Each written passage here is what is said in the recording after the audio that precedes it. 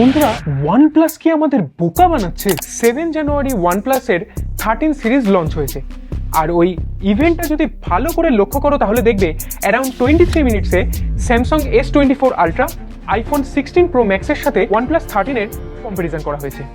যখন ওই তিনটে ফোনের শাটার বাটনকে একসাথে প্রেস করা হলো, আইফোন অ্যারাউন্ড 20, স্যামসাং অ্যারাউন্ড 30 আর OnePlus অ্যারাউন্ড 12, মানে 12টা ছবি ক্লিক করেছে। অ্যাকচুয়ালি OnePlus এখানে কি বোঝাতে চাইছে সেটা আমি জানি না। মেবি স্পিড, যেটা অনেক কম, আর কতটা ক্লিয়ার ছবি তুলতে পারে সেটা হয়তো। বাট যদি আরও ভালো করে লক্ষ্য করো তাহলে দেখবে স্যামসাংয়ের ফোনের ওপরে স্ক্রিন রেকর্ডিং চলছে ভাই। তাহলে কি স্যামসাংয়ের ফটোগুলো আদেও ওরা তুলেছে নাকি স্ক্রিন রেকর্ড করেই আমাদের দেখিয়ে দিয়েছে সেটা আমি জানি না। তাছাড়া ওই ইভেন্টের ওই পার্টিকুলার ফ্রেমে ওরা কি স্যামসাংয়ের স্পিড কি কম দেখানোর চেষ্টা করছে? এই সম্বন্ধে আমি কিছুই জানি না। তোমাদের কি মনে হয় সেটা আমাকে কমেন্টে অবশ্যই জানিও। আর এরকমই টেক রিলেটেড ভিডিও দেখার জন্য subscribe to tech with bin and never miss a moment.